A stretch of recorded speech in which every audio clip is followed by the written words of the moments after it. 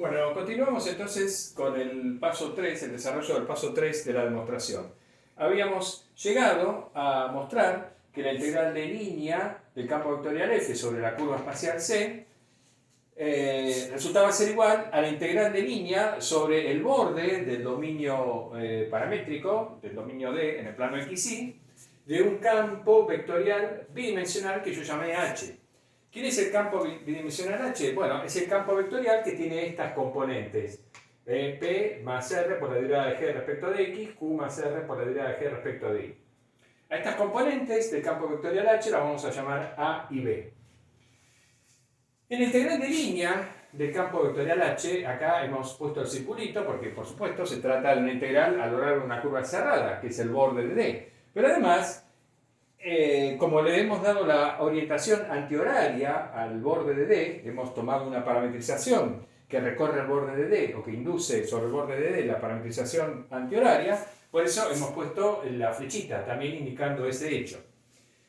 Entonces, podemos aplicar el teorema de Green para el campo vectorial H y el dominio D.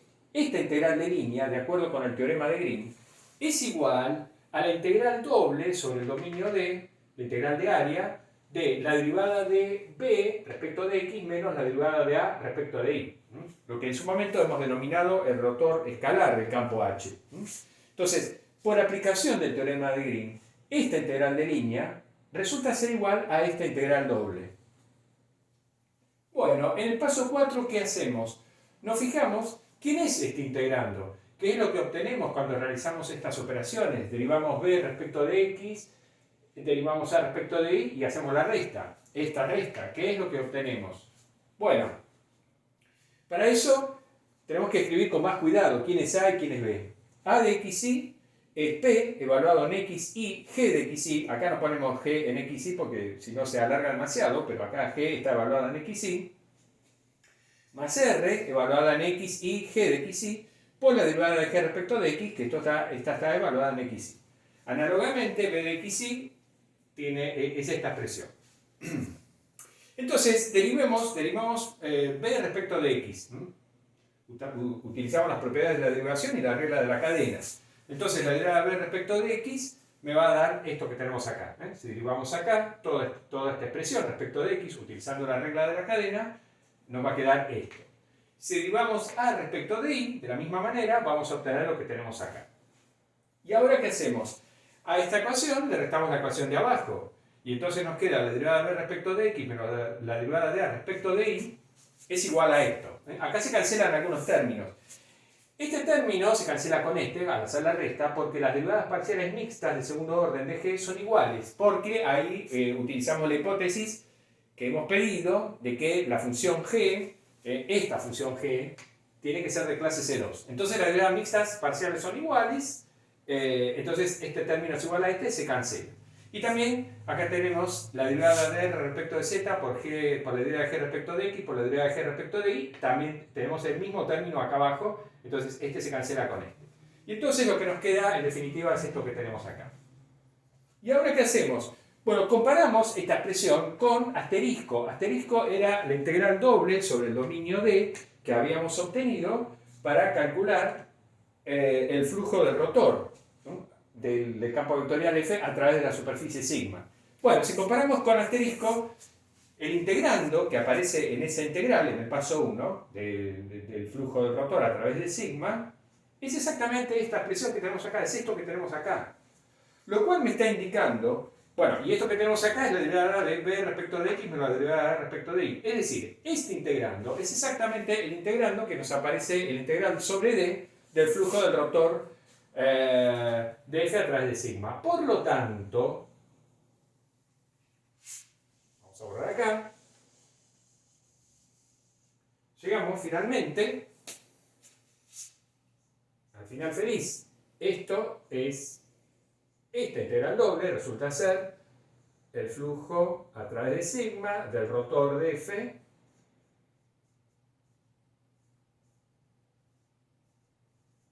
diferencial de superficie. Y esto concluye la demostración del teorema de Stokes. Finalmente hemos mostrado la igualdad de las dos integrales. Concluye aquí la demostración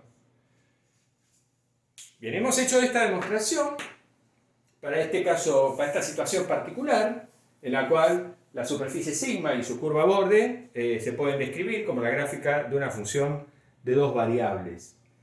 Esta misma demostración se puede adaptar, trabajando un poco más, para la situación un poquito más general, bastante más general, en la cual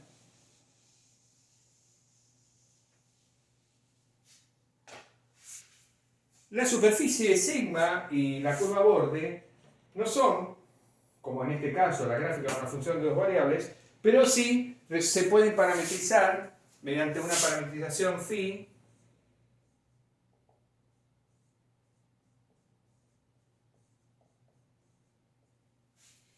que sea regular y simple en un abierto que incluya el dominio D y además de clase C2. Si tenemos una superficie sigma, si suponemos que sigma entonces está parametrizada por phi, suponemos que la curva borde entonces es la imagen del borde del dominio D. Bueno, en estas condiciones, que insisto, es una situación más general que la que tenemos acá, esta demostración que hemos hecho para el teorema de Stokes se puede adaptar y bueno, y se puede mostrar, por lo tanto, el teorema de Stokes en esta situación más general. Lo que sí, ahora, digamos, con esta generalización, podemos tener una situación en la cual, en lugar de este dibujo, imagínense que tenemos, no sé, está bien, la curva cerrada C, igual dibujo la misma que está ahí, pero imaginemos que la superficie sigma, en vez de ser algo como esto, es algo así, más complicado, no sé, algo así que viene así, ¿no? Con la normal siempre, digamos, orientando con la normal de forma compatible con la circulación a lo largo de C, ¿no? Entonces, esta es la curva C y esta es la superficie sigma, ¿no? Con un gorro así deformado, en fin. Esta superficie ya no es la gráfica de una función de dos variables de ninguna manera, pero sí se puede describir con una parametrización de clase C2 que sea regular e inyectiva en un abierto que incluya el dominio D, etc. Y bueno, entonces el teorema de Stokes también es válido, digamos, para una situación más general, para una superficie más general como lo que estamos sugiriendo ahí.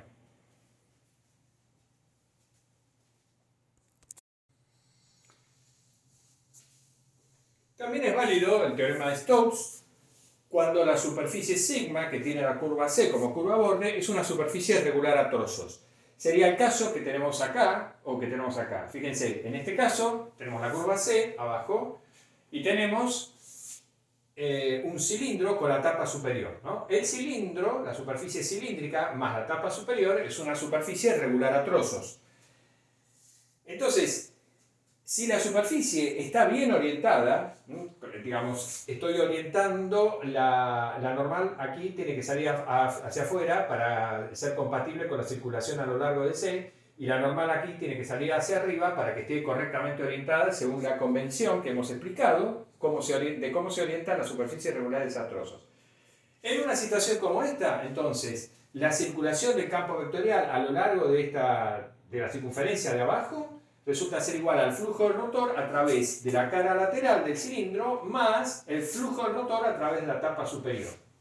Y en una situación como la que tenemos acá, un paralelepípedo, la curva cerrada C abajo ya es un camino porque es una curva regular y simple a trozos. Bien, de vuelta, la circulación a lo largo del camino C es igual al flujo del rotor a través de todas las caras del prisma que tengo arriba. ¿Cuántas caras tengo? 1, 2, 3, 4, 5. De las 5 caras, orientándolas con la normal apuntando hacia afuera, digamos correctamente. Acá no dibujamos todas las normales, nos falta una, bueno, la que apunta atrás, digamos en la cara posterior para allá, ¿no? Entonces el flujo del rotor a través de las 5 caras es igual a la circulación sobre el camino C abajo. ¿Y qué pasa si tenemos por ejemplo, un cilindro sin tapas? O sea, solamente un cilindro. Imagínense que tenemos este cilindro, ¿tá? Pero sin las tapas. Está abierto arriba y abierto abajo. Entonces el cilindro es una superficie por sigma, que es una superficie regular y simple. Imaginemos que calculamos el flujo del rotor de un campo vectorial F a través de este cilindro, orientándolo con la normal, digamos, apuntando hacia afuera, supongamos. Ahora, ese flujo del rotor lo podemos vincular con la circulación del campo vectorial sobre la circunferencia de abajo. Uno diría, en principio no puedo aplicar Stokes así directamente, porque acá estoy con la situación peculiar de una superficie sigma que tiene dos curvas bordes. Tiene como curva borde la circunferencia de abajo y tiene como curva borde la circunferencia de arriba. Eso porque arriba no tiene tapa. Acá no se daba esa situación, porque acá sí tengo puesta una tapa, entonces solamente tengo una curva borde abajo, pero acá tengo dos curvas bordes. Entonces uno dice, bueno, el flujo del rotor a través de este cilindro, con la normal apuntando hacia afuera, ¿cómo me doy cuenta qué es? ¿Cómo lo puedo vincular, digamos, con las integrales de línea del campo vectorial? Bueno, si introducimos un corte acá y otro acá, por ejemplo, entre dos segmentos, dividimos el cilindro en dos superficies.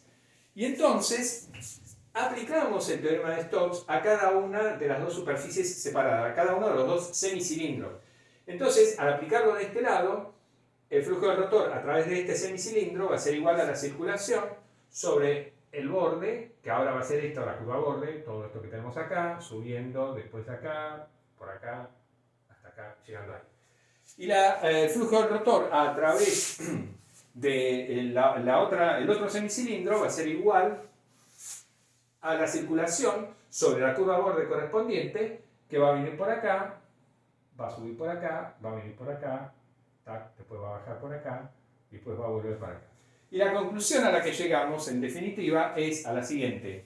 El flujo del rotor a través del cilindro lateral va a ser igual a la circulación sobre la circunferencia de abajo, recorrida en este sentido, más la circulación sobre la circunferencia de arriba, pero recorrida en el sentido contrario.